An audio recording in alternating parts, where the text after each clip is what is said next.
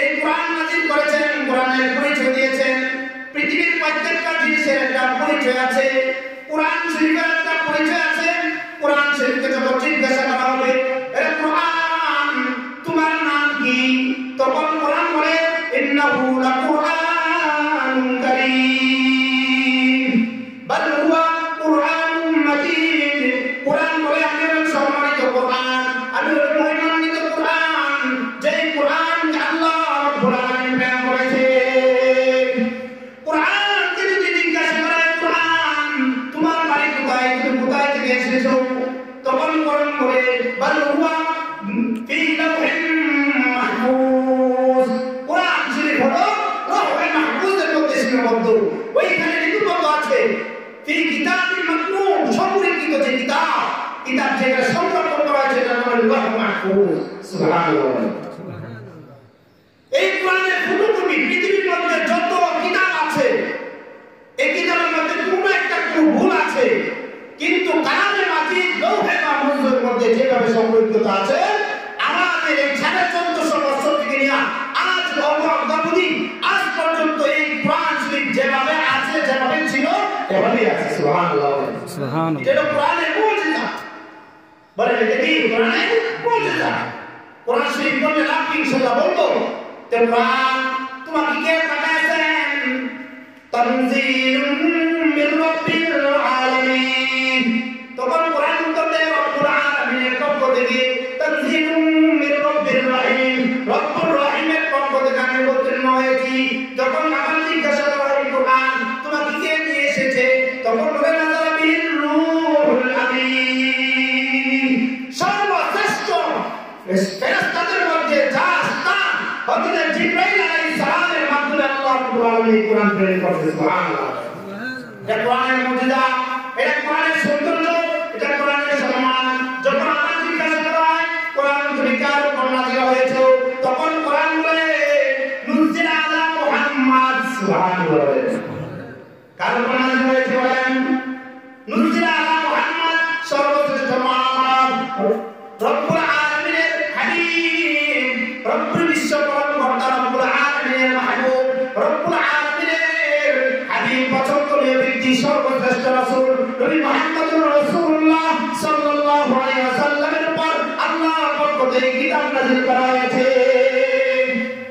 যদি জিজ্ঞাসা করা হয় কোরআন তুমি কোন মাসে নাযিল হয়েছে, তখন কোরআন উত্তর দেয় শাহরু রমাদানাল্লাযী উনজিলা ফীহিল কুরআন।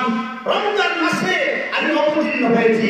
যদি আমার জিজ্ঞাসা করা হয় হে কোরআন তুমি কোন রাত্রিতে নাযিল হয়েছে, তখন কোরআন বলে ইন্না আনজালনাহু ফী লাইলাতিল কদর। সুবহানাল্লাহ। লাইলাতুল কদরে রাত্রিতে আল্লাহ রাব্বুল আলামিন আমাকে প্রেরণ করেছেন দুনিয়াতে, যে রাতটা খায়রুম মিন আলফি শাহর, হাজার মাসের চেয়েও উত্তম একটা রাত। যদি জিজ্ঞাসা করা হয় কোরআন তোমার মধ্যে কোনো সন্দেহ আছে নাকি, কেউ যদি সন্দেহ করতে চায়, কেউ যদি সন্দেহ করে তখন তার কি উত্তর দিব? কোরআন বলে আলিফ লাম মিম যালিকাল কিতাব, ইয়া এমন একটি কিতাব লা রাইবা ফীহি, তাতে কোনো সন্দেহ নাই। কোরআনকে আমার যখন জিজ্ঞাসা করা হবে, ও কোরআন কেউ যদি জিজ্ঞাসা, কেউ যদি কোরআন মধ্যে সন্দেহ পোষণ করে, তখন কি উত্তর দেওয়া হবে? তখন কোরআন জবাব দেয় ওয়া ইন কুনতুম ফী রাইবিন মিম্মা নাযালনা আলা আবদিনা ফাতু বিসূরাতিন মিন মিসলিহি। যদি তোমরা সন্দেহ করো তাহলে এই কালামের পাকের মতো আরেকটা কালাম, একটা সূরা বানিয়ে আসো। পারে পৃথিবীর মানুষ তো পারবে, বলেন পারবে? এটা কোরআনের মুজিজা। যদি জিজ্ঞাসা করা হয় কোরআন তোমাকে কেন পাঠানো হয়েছে, তোমার উদ্দেশ্য কি, তখন কোরআন নিজে জবাব দেয় হুদাল্লিল মুত্তাকিন, মুত্তাকিনদের হেদায়েতের জন্য আমাকে পাঠানো হয়েছে। আমি মানুষকে হেদায়েত দিব, মানুষ আমাকে যে দাওয়াত করবে, আমাকে যে সম্মান করবে, আল্লাহ পাক রব্বুল আলামিন তাকে সম্মান দান করবে। সুবহানাল্লাহ। এজন্য কোরআন হলো মহা সম্মানিত কোরআন, রব্বুল আলামিনের পক্ষ থেকে এই কিতাব নাযিল হয়েছে। এই কোরআন শরীফে যদি একটা অক্ষর পাঠ করা হয় রাসূলুল্লাহ সাল্লাল্লাহু আলাইহি ওয়াসাল্লাম ফরমান একটা অক্ষর তেলাওয়াত করলে 10টা নেকি। সুবহানাল্লাহ। একটা অক্ষর তেলাওয়াত করলে নেকি 10টা নেকি। তিরমিজি শরীফের riwayat হযরত আব্দুল্লাহ ইবনে মাসউদ রাদিয়াল্লাহু তাআলা আনহু হাদিস 2910 নম্বর হাদিস আল্লাহর রাসূল ফরমান মান ক্বারা হারফান মিন কিতাবিল্লাহ ফালাহু বিহি হাসানাহ ওয়াল হাসানাতু বি'আশরি আমসালিহা লা ইয়াকুলু আলিফ লাম মিম হারফুন ওয়ালাকিন আলিফুন হারফুন ওয়া লামুন হারফুন ওয়া মিমুন হারফ। সুবহানাল্লাহ। আল্লাহর রাসূল বলেন এই পবিত্র কালামুল্লাহ থেকে যে একটা অক্ষর তেলাওয়াত করবে আল্লাহ তাআলা একটা নেকি দান করবেন যেই নেকির পরিমাণ হলো 10টা সওয়াব। সুবহানাল্লাহ। কয়টা সওয়াব বলেন? তাহলে একটা অক্ষর তেলাওয়াত করলে কয়টা সওয়াব? তাহলে তিনটা অক্ষর তেলাওয়াত করলে কয়টা সওয়াব? আল্লাহর রাসূল আবার ব্যাখ্যা বলে দিয়েছেন, ব্যাখ্যা করে দিয়েছেন লা আকুলু, আমি এই কথা বলি নাই আলিফ লাম মিম হারফুন, কোন আলিফ লাম সবটা মিলে একটা হরফ, এই কথা বলে না। ওয়ালাকিন আলিফুন হারফুন ওয়া লামুন হারফুন ওয়া মিমুন হারফ। আলিফ একটা অক্ষর, লাম একটা অক্ষর, মিম একটা অক্ষর। সুবহানাল্লাহ। যে একবার আলিফ পড়বে, শিখতেছে, আলিফ শিখছে, তার আমলের মধ্যে 10টা নেকি দেওয়া হয়েছে। কেউ যদি বলে আলহামদুলিল্লাহ, আলহামদু শুরু করলো, তা আলিফ লাম আল, তারপরে হা মিম দাল 5টা অক্ষর, একবার তেলাওয়াত করছে, 5 বার সে পড়ছে, একবারই পড়ছে, তাহলে 5 30 150টা সওয়াব পাইছে। 5 10 কত? 50। বলে 5 10 কত? 50। আবার 10 দিয়ে যদি 3 দিয়ে গুণ দেন তাহলে 150, 5 30 150। একটা অক্ষর তেলাওয়াত করলে যদি 10 নেকি হয় তাহলে 3টা অক্ষর তেলাওয়াত করলে কয় নেকি বলেন? 30 নেকি। 5টা অক্ষর তেলাওয়াত করলে 50 নেকি। যতবার পড়ে আলহামদুলিল্লাহ আলহামদুলিল্লাহি রাব্বিল আলামিন, আমাদের জমা যদি কাজ হয়ে যায়, এরপর যেই ব্যক্তি তেলাওয়াত করতেই থাকবে কারণে বা যে অংশ থেকে পড়া গেল আল্লাহ রাব্বুল আলামিন তার আমলনামার মধ্যে প্রত্যেকটা অক্ষরে কমপক্ষে 10 থেকে সওয়াব দান করে। সুবহানাল্লাহ। কিন্তু আজকে আমাদের কি অবস্থা? আজকে আমরা কালামে মাজিদ থেকে ঘুরে গেছি, নিজেও শিখি না, আরেকজনকে শিখার তালিম দেয় না, উৎসাহ দেয় না। অথচ আল্লাহ রাসূল বলেন যে ব্যক্তি কোরআন শিখবে সে মশগুল থাকবে। হযরত আবু সাঈদ খুদরী রাদিয়াল্লাহু তাআলা বর্ণনা, তিরমিজি শরীফের হাদিস 2926 নম্বর হাদিস, হাদিসে কুদসির মধ্যে আসছে আনা আবি সাঈদ রাদিয়াল্লাহু তাআলা আনহু قال قال رسول الله صلى الله عليه وسلم يقول رب تبارك وتعالى من شغله القرآن عن ذكري ومسألتي أعطيته ما أعطي السائلين وفضل كلام الله على سائر الكلام كفضل الله على خلقه। আল্লাহ রাসূল বলেন যে ব্যক্তি সবসময় কোরআন তেলাওয়াত করতে থাকে, করতেছে, সবসময় সে কোরআন তেলাওয়াত করে আমার কাছে চাওয়ার কোনো সুযোগ নাই, আরেকজনের চাইতেছে আল্লাহ আমাকে মাফ করে দেন, আল্লাহ আমাকে রিজিক দান করেন, আল্লাহ আমার সমস্যা দূর করে দেন, আরেক ব্যক্তি কোরআন তেলাওয়াত করতেছে, আল্লাহর কাছে দোয়া করার সময় পায় না। আল্লাহ রাসূল বলেন আল্লাহ রাব্বুল আলামিন তাকে বলেন ও বান্দা, ওই ব্যক্তি চাইলে যে সওয়াব পাইবে, যা কামনা করবে আমি দিতে পারি, না দিতে পারি, কিন্তু আমার কালামে পাক তেলাওয়াত করার কারণে আমি আল্লাহ তোমার যাবতীয় জরুরত পুরা করে দিলাম। আমি যে না বলতেছি আপনি তোমার মধ্যে সাইলিন প্রশ্নকারী আমার কাছে যা চাই, যা কামনা করে আমি আল্লাহ রাব্বুল আলামিন তাকে যে আরো বেশি দান করে। সুবহানাল্লাহ। কিন্তু আজকের অবস্থা কি? আমাদের হালত কি? যদি জিজ্ঞাসা করা হয় কোরআন মা জানে, তখন অনেক মানুষ বলবে যে কোরআন পড়তেই পারি না।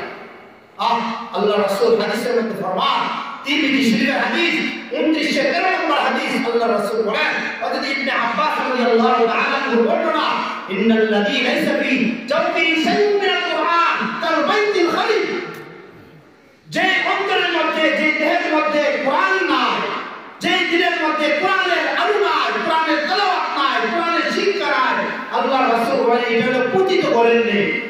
বাড়ি ঘরের মধ্যে অনেক সময় পতিত ঘর থাকে কি থাকে না? যে ঘরের মধ্যে কুকুর, শিকার, বিভিন্ন প্রাণী, কীট পতঙ্গ বসবাস করে, ও যে অন্তরের মধ্যে কোরআন নাই, ওই অন্তরতলে এমন শয়তান গুনাহের গুনাহ ময়লা ওইখানে ভাষা বাঁধে। এজন্য মোহতারাম হাজিরিন, আমাদেরকে বেশি বেশি কোরআন পাঠ করতে হবে, কোরআন শিখতে হবে। ঠিক না বেশি? অথচ এমন একটা যুগ এখন তো বাধা নাই। অথচ আল্লাহ রাসূলের যুগে এমন একটা যুগ ছিল যে কাফেররা কোরআন শরীফ শিখতে গিয়ে বাধা দান করত। তারপর তো আল্লাযীনা কাফারু লা তাসমাউ লিহাযাল কুরআন।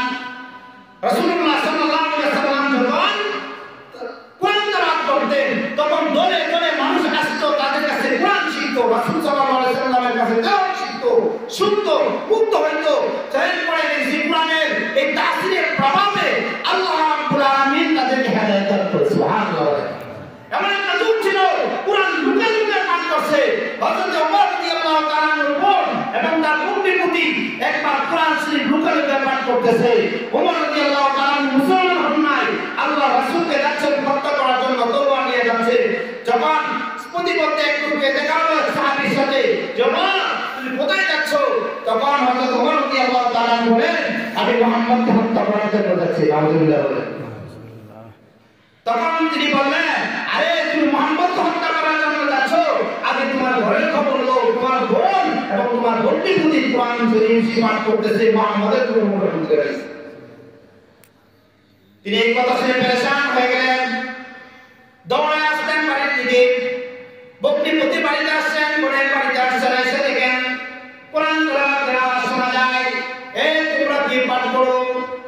তখন তারা লোকে লোকে পাঠ করতেছিল। ওমর রাদিয়াল্লাহু তাআলা শুনে ফেলছে, তারা বলতেছে না, ভয় করতেছে না। তখন হযরত ওমর রাদিয়াল্লাহু তাআলা তাদেরকে অনেক মারধর করেছে। তাদেরকে জিজ্ঞাসা করেছে, তোমরা কি পড়তেছে আমাকে শোনাও। তখন হযরত ওমর রাদিয়াল্লাহু তাআলা বলল, আমরা এই কালের পাঠ তেলাওয়াত করতেছিলাম, আমি ধরতে পারবো কিনা? না না, তুমি ধরতে পারবে না, কারণ কোরআন হলো এমন আল্লাহর বাণী, যে বাণীকে কোনো অপবিত্র বস্তু, অপবিত্র ব্যক্তি ধরতে পারবে না। সুবহানাল্লাহ। লা ইয়ামাসসুহু ইল্লাল মুতাহহারুন। পবিত্র ব্যক্তি ছাড়া এই কালামের পাঠকে কেউ তেলাওয়াত করতে পারবে না, ধরতে পারবে না। কি করতে পারবে না? বলেন, ধরতে পারবে না। তখন হযরত ওমর রাদিয়াল্লাহু তাআলা বলল যে আমি কি করব বলো। তো তুমি গোসল করে আসো। গোসল করে আসছে, তখন তাকে শুনাইছে ওই কালামের পাঠ তো অনেক মধুর, চলো চলো মুহাম্মদুর রাসূলুল্লাহ সাল্লাল্লাহু আলাইহি ওয়াসাল্লামের সরকারি জ্ঞানী কালিমা মুহাম্মদুর রাসূলুল্লাহ হয়ে গেছে। সুবহানাল্লাহ। তাহলে এমন একটা সময় গেছে যে সময়ের মধ্যে কালামের পাঠ তেলাওয়াত করার জন্য তারা পাঠ যখন তেলাওয়াত করা হতো তখন মানুষ বাধা দিত। ঠিক তদ্রুপভাবে আমাদের দেশও বিভিন্ন অঞ্চলের মধ্যে এমন একটা যুগ গেছে এবং বিভিন্ন সময় এখনো আছে যারা কালামের পাঠকে পছন্দ করে না। যেখানে তেলাওয়াত হয়, যে সমস্ত মাদ্রাসাগুলোতে কালামের পাঠের তেলাওয়াত হয়, অনেক মানুষ আছে, কিছু সংখ্যক মানুষ আছে, তাদের গায়ে সহ্য হয় না। ঠিক না বেশি? তাহলে বোঝা গেল তারা আসলে প্রকৃতপক্ষে ওই সমস্ত লোকদের ওয়ারিস সন্তুষ্টি যারা কালামের পাঠের তেলাওয়াতের মধ্যে বাধা সৃষ্টি করে। মনে রাখতে হবে, তোমরা যদি আজকে কোরআন তেলাওয়াতে বাধা দাও, এমন একটা সময় আসবে তোমরা দুনিয়াতে লাঞ্ছিত হবে, কালকে আমাদের ময়দানে তোমরা লাঞ্ছিত হবে। ঠিক না বেশি? তাহলে আমাদের দায়িত্ব কি? আমাদের দায়িত্ব হলো কোরআন তেলাওয়াত করা, নিজেও পাঠ করা, আহলে কোরআনকে মহব্বত করা, আহলে কোরআনের ছাত্রকে মহব্বত করা। কারণ আল্লাহ রাসূল সাল্লাল্লাহু আলাইহি ওয়াসাল্লাম ফরমান, "কুনু আলিমান আও মুতাআল্লিমান আও মুস্তামিআন আও মুহিব্বান ওয়া লা তাকুনিল খামিস ফাতাহলিকা।" আল্লাহ রাসূল ফরমান, চারটা অন্তরের অন্তর্ভুক্ত থাকবা, 5 নম্বর করে অন্তর্ভুক্ত হইবা না। 1 নম্বর হলো হয়তো তুমি ছাত্র হও, নাইলে ছাত্র হও, হয়তো তুমি আলেম হও, নাইলে তুমি ছাত্র হও, নাইলে তুমি আলেম কোরআনের কোরআন শ্রবণ করো, দ্বীনি মাদ্রাসা আসো, কোরআনের মাদ্রাসা আসো, অথবা তুমি আলেমকে মহব্বত করো, ওয়ালা তাকুনিল খামিস। কিন্তু তুমি 5 নম্বর হয় না, আলেম বিদ্বেষী হয় না, কোরআন বিদ্বেষী হয় না, তেলাওয়াত বিদ্বেষী হয় না। যদি এরকম হয়ে যাও তাহলে তুমি নিজেই ধ্বংস হয়ে যাবে। ঠিক না বেশি? যারা মন থেকে আলেম আমাকে মহব্বত করবে, খোদার কসম করে বলতে পারি আল্লাহ রাব্বুল আলামিনের মহব্বতের খাতিরে আল্লাহ আপনাকে জান্নাত নসিব করবে। কারণ এই দুনিয়াটা টিকে আছে কেন? যতদিন পর্যন্ত এই কালামের পাঠ থাকবে, কালামের পাঠের তেলাওয়াত থাকবে, ততদিন পর্যন্ত আল্লাহ সুবহানাহু ওয়া তাআলা এই দুনিয়াকে টিকে রাখবেন। ঠিক না বেশি? বলতেছিলাম এই মাদ্রাসা দেখতে ছোট বড় হইলো, কিন্তু এই মাদ্রাসার মধ্যে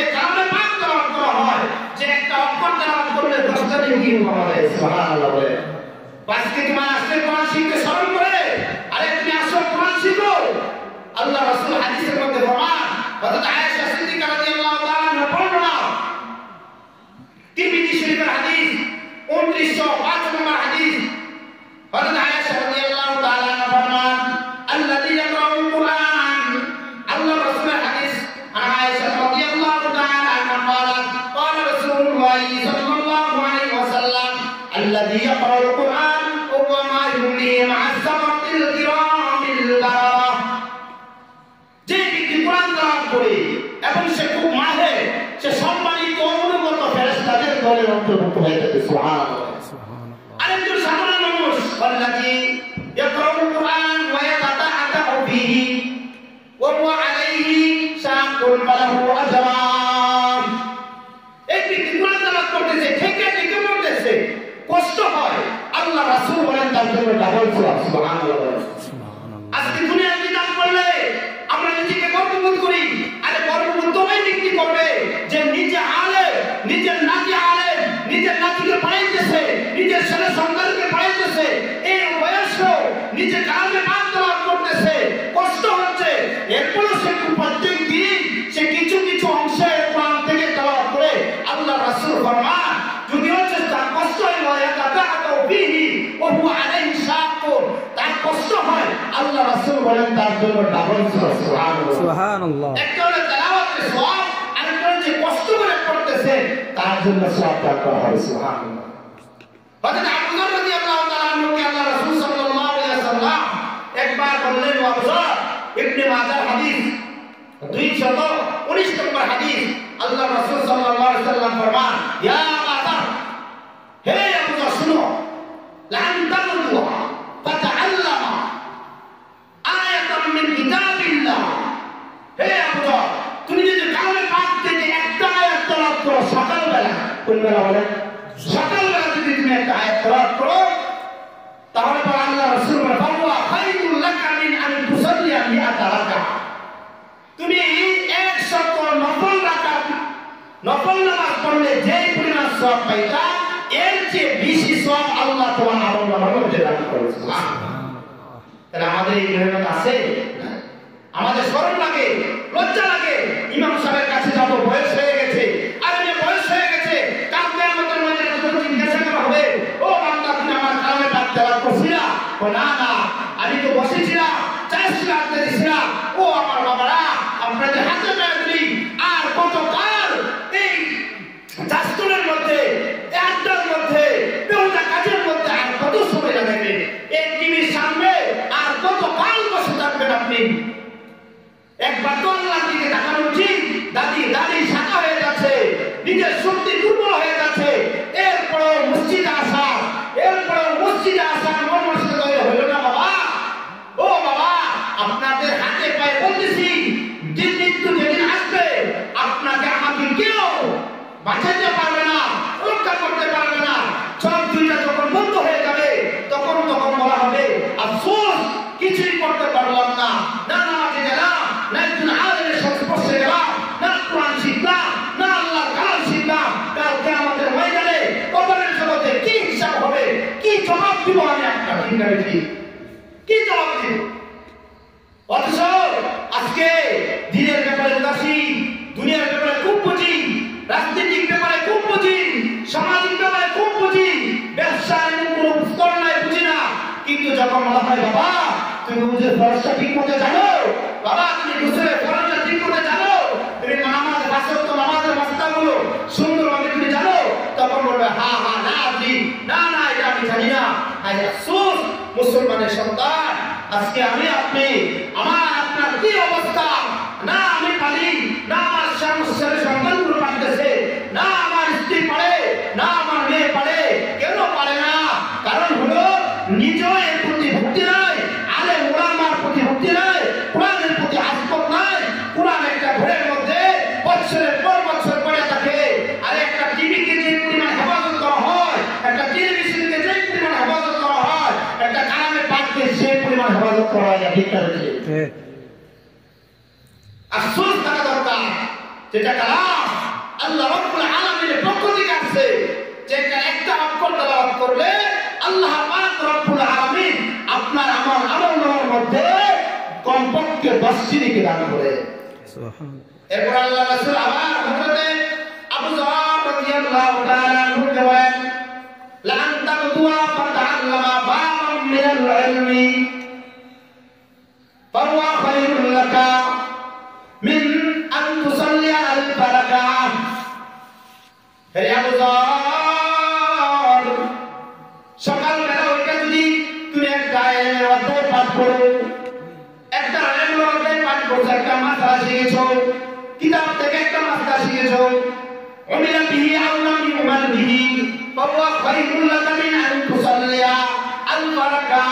ওই ইলমের অধ্যায়ের মধ্যে আমল করা হোক অথবা না করা হোক, আল্লাহর রাসূল ফরমান তোমার আমলনামার মধ্যে 1000 নফল নামাজের সওয়াব দান করা হবে।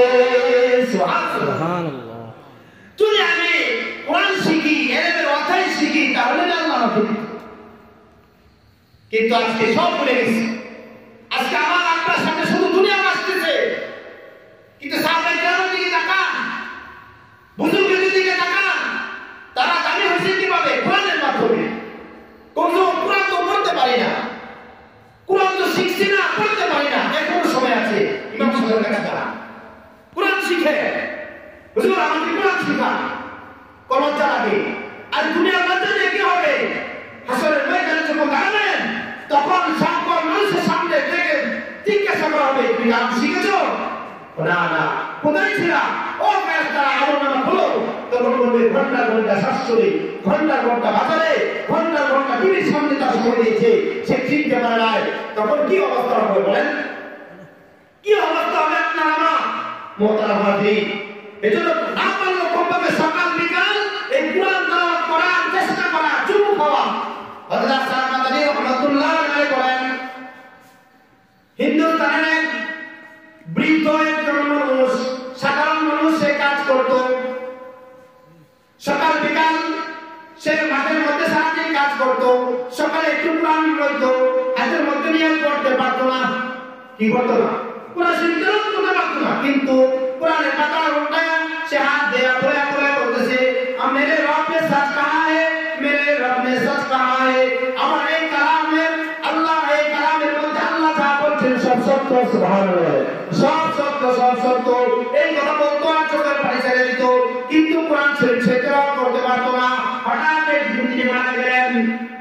এই এলাকার মধ্যে তার জানাজা দিবে এরকম একজন মানুষ নাই, সবাই মূর্খ মানুষ, জানাজার নামাজ পড়াবে এরকম কেউ নাই। তখন তিনি ওই সময় গ্রামের লোকেরা তাকে নিয়ে রাস্তার পাশে নিয়ে গেছে গোসল দেওয়ার। যে একজন লোক যদি পাওয়া যায় শিক্ষিত মানুষ, তখন তাদেরকে বলা হবে, যে তাকে বলা হবে যে আপনি জানাজাটা পড়ায় দেন।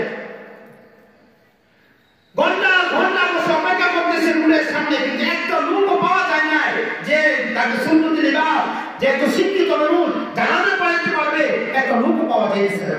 হঠাৎ একজন লোক আসতেছে, তখন তাকে জিজ্ঞাসা করলো যে আপনি আমার এই মুহূর্তে জানাজাটা একটু পড়ায় দেন।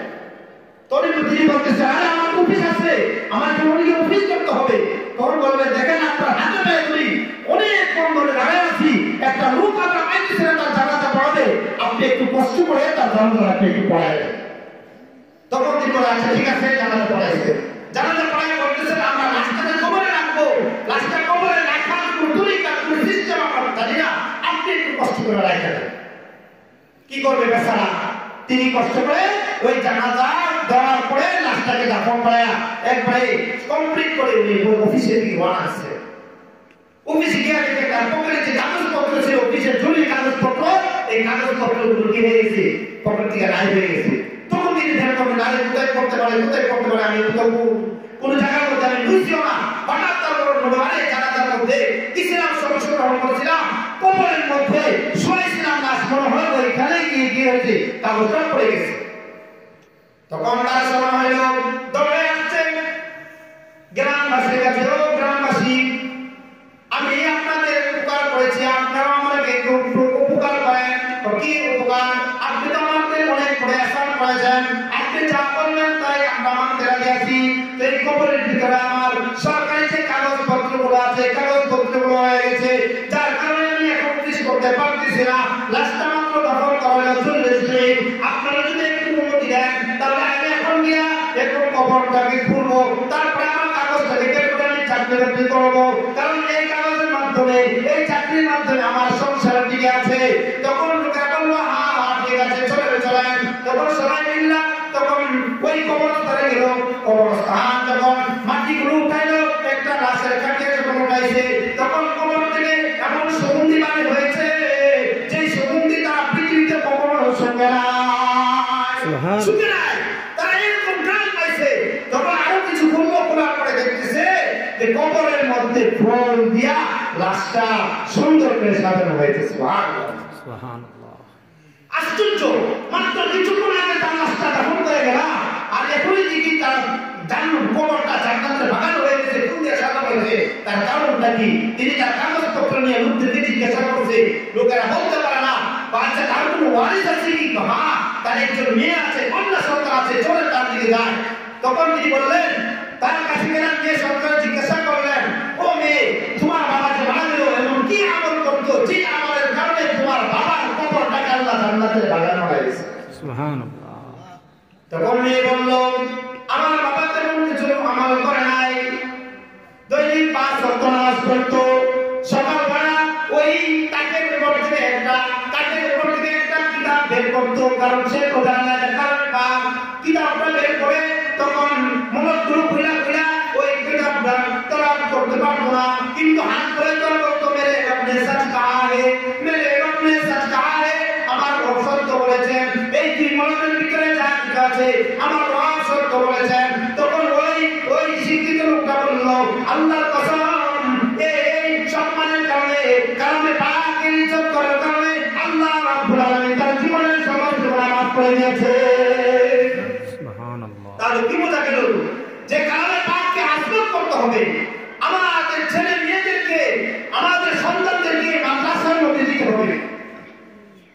যদি না দেয়, কালকে আমাদের মাঝে তারাই আমাদের বিরুদ্ধে অভিযোগ করবে যে আল্লাহ, যে আমাদের মাতা পিতারা আমাদেরকে কোরআন শিখায়, আমাদেরকে কোরআনের তালিম দেন না, যারা আপনি তাদেরকে আমাদের সামনে আনেন, তাদেরকে আমাদের সামনে আমাদেরকে গুমরা করছে, আমাদের পায়ের পিছনে পিছা দিব, তাদের জন্য ডাবল শাস্তি হয়। কেন আমাদেরকে তারা কোরআনের তালিম দিল না, কোরআনের শিক্ষা দিল না?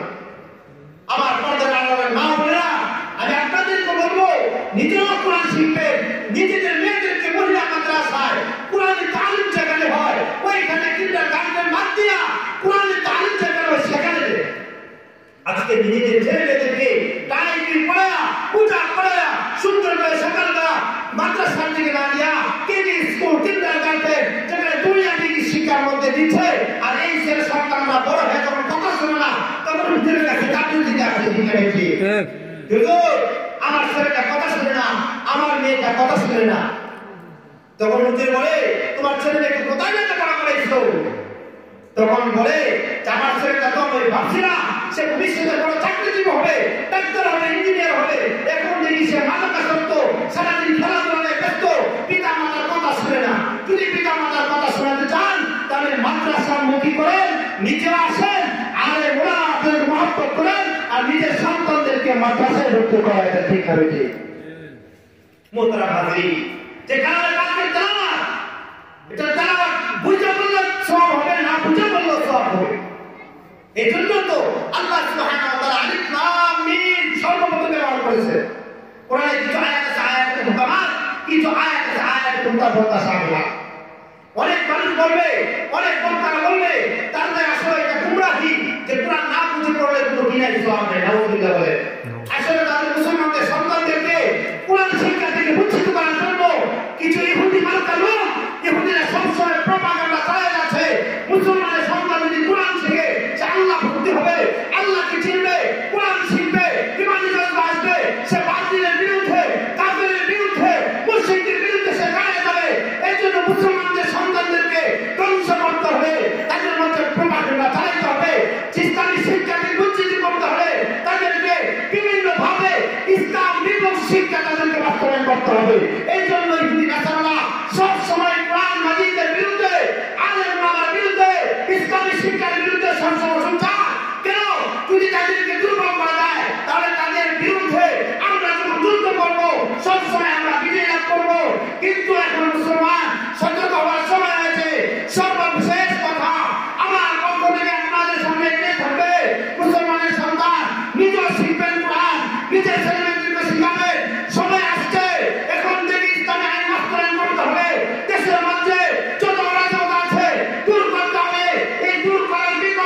একমাত্র কোরআন শিক্ষা, ঠিক না দেখে?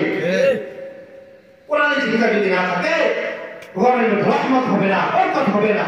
কোরআন শিক্ষা যদি থাকে নিজের মধ্যে রহমত হবে, ঘরের মধ্যে বরকত হবে, আল্লাহ তাআলা আপনাকে সম্মান দান করবে, আপনার পরিবারের মধ্যে আল্লাহ তাআলা সম্মান দান করবে। সুবহানাল্লাহ। আর এই কোরআন তো কিয়ামতের ময়দানে যে কোরআনকে সামনে রাখছে, আল্লাহ রাব্বুল আলামিন তাকে এই কোরআনের জান্নাতের পথটাকে দেখায় দিবে। সুবহানাল্লাহ। এজন্য হাদিসের মধ্যে আসছে, হযরত জাবের রাদিয়াল্লাহু তাআলা বর্ণনা, عن جابر رضي الله تعالى عنه قال قال رسول الله صلى الله عليه وسلم আল্লাহ রাসূল ফরমান, যে ব্যক্তি কোরআন তেলাওয়াত করবে, কোরআন শিখবে আর কোরআনকে সামনে রাখবে, এই কোরআন তাকে জান্নাতে নিয়ে যাবে। সুবহানাল্লাহ। আর যারা কোরআন শিখবে না, কোরআনের তালিম শিখবে না, এই কোরআন না শেখার কারণে যে নিজের পিছে রাখবে, ওমান জাআলাহু খালফা যাহরি সাকাহু ইলাল নার, তাকে জাহান্নামের পথে নিয়ে যাবে। নাউযুবিল্লাহ বলে। এই কোরআন আল্লাহ তাআলা আমাদেরকে হেদায়েতের জন্য পাঠাইছে। কিসের জন্য পাঠাইছে বলে? হেদায়েতের জন্য পাঠাইছে।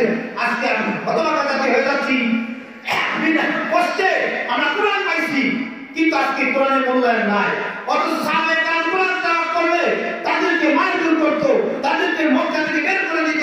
অথচ আবু বকর সিদ্দিক রাদিয়াল্লাহু তাআলা আনহু কোরআন তেলাওয়াতের কারণে মক্কা থেকে বের হতে হয়েছে। তিনি হিজরত করার জন্য মনসা করলেন, মনস্থ করলেন, তিনি যখন তাদের আনসিরে হিজরত করবেন, তখন কাফেরের সাথে দেখা হলো। তখন ওই কাফের বলল, আবু বকর তুমি তো খুব ভালো লোক, তুমি কি বলো ভালো, তুমি আমার বাড়িতে আসো। তখন হযরত আবু বকর রাদিয়াল্লাহু তাআলা তার বাড়িতে গেলেন। সকাল সন্ধ্যায় তিনি কোরআন তেলাওয়াত করতেছে, দেখতেছে যে বাড়ির আশেপাশে যত শিশু মহিলা আছে সবাই তার সাথে কোরআন তেলাওয়াত করতেছে, কোরআন তেলাওয়াত করার জন্য দাঁড়ায় আছে। ওই কাফের ভাবলো যে কোনো জিনিস ভালো না, কোরআন তেলাওয়াত নিশ্চিত থাকে, শুনতে থাকে, এক পর্যায়ে দেখা যাবে সকল মুসলমান হয়ে গেছে, অন্যান্য কাফেররা আমাকে বাধা দিতে আসবে, আমাকে হয়রানি করবে। সুতরাং আমি আবু বকরকে বলে, আবু বকর তুমি এখান থেকে চলে যাও। হে আবু বকর তুমি এখান থেকে চলে যাও। কেন? হয়তো কোরআন তেলাওয়াত বন্ধ করো, নয়তো তুমি চলে যাও। হযরত আবু বকর রাদিয়াল্লাহু তাআলা বলেন, না না, আমি কোরআন তেলাওয়াত বন্ধ করতে পারবো না। বলেন হইতে পারে তোমার বাড়ি থেকে আমি চলে যাব, কিন্তু কালামে পাক রব্বুল আলামিন যে আল্লাহ সুবহানাহু ওয়া তাআলার কথা আমি তেলাওয়াত করলে আমি মজা পাই, এমন শান আছে। প্রয়োজন তোমার ঘর ছেড়ে দিব, তোমার বাড়ি ছেড়ে দিব, আমি তোমার বাড়ি থেকে চলে যাব, তারপর আমি কালামে পাক তেলাওয়াত ছাড়ব না। সুবহানাল্লাহ, সুবহানাল্লাহ। হযরত আবু বকর রাদিয়াল্লাহু তাআলা তিনি তেলাওয়াত ছেড়ে তিনি কাফেরের বাড়ি থেকে তিনি যখন বাড়িতে গেছেন, নিজের বাড়িতে আল্লাহর পক্ষ থেকে ঘোষণা আছে, আবু বকর তোমার আবিসিনা হিজরত করতে হবে না, নবী মুহাম্মদ রাসূলুল্লাহর সাথে তুমি হিজরত করে মদিনায় যাবে। সুবহানাল্লাহ। কিসের কারণে হয়েছে? যে কোরআন তেলাওয়াতের কারণে হয়েছে। যে কোরআন তেলাওয়াতের বরকত। কিসের বরকত হয়? কোরআন তেলাওয়াতের বরকত। এজন্য আপনার কাজ হবে সবসময় কোরআন তেলাওয়াত করা। যদি আমি সর্বসময় কোরআন তেলাওয়াত করতে পারি, কাল কিয়ামতের ময়দানে কোরআন সুপারিশ করবে আমার জন্য, আপনার জন্য। হাদিসের মধ্যে আছে, আসিয়াম ওয়াল কুরআন ইসতাআন লিল আবদি ইয়াওমাল কিয়ামাহ। রোজা এবং কোরআন শরীফ বান্দার জন্য কাল কিয়ামতের ময়দানে সুপারিশ করবে। সুবহানাল্লাহ। ইয়াকুলু সিয়াম আই রাব্বি, হে আমার রব, মানা কুনতু আমা শাওয়াতা মিন নার ফাসাব্বিহনি ফিহি। আল্লাহ দিনের বেলায় নিজের হালাল স্ত্রীর টাকা সত্ত্বেও সে ব্যবহার করতে পারে নাই, হালাল খাবার খাওয়া সত্ত্বেও টাকা সত্ত্বেও সে খাইতে পারে নাই, আমার সারাটা দিন সে রোজা কষ্ট করে রেখেছে। আপনি আমার ব্যাপারে আমার সুপারিশ কবুল করেন। সুবহানাল্লাহ। তার সুপারিশ কবুল করা হবে। আর কোরআন বলে, ইয়াকুলুল কুরআন ইয়া রাব্বি আই রাব্বি মানাতুন নাওমা বিল লাইল। আল্লাহ রাতের বেলায় তাকে আমি ঘুমাইতে দেই না, ফাসাব্বিহনি ফিহি। আল্লাহ রাব্বুল আলামিন হাদিসের মধ্যে আছে, ওই জনের কথা আল্লাহ রাব্বুল আলামিন কবুল করেন। সুবহানাল্লাহ। আমরা যুবক ভাইরা বলছিলাম, যদি কোনো ব্যক্তি কোরআন শিখে আর কোরআন অনুযায়ী আমল করে, এই কোরআন শিখনেওয়ালা লাভ কি? হাফেজ, কোরআন হাফেজ হয়েছে, হাফেজ হওয়ার লাভ কি? আল্লাহ রাসূল বলেন, মা'আল কুরআন ওয়া আমালা বিমা ফীহি উলবিসা ওয়ালিদাহু তাজাই ইয়াওমাল কিয়ামাহ।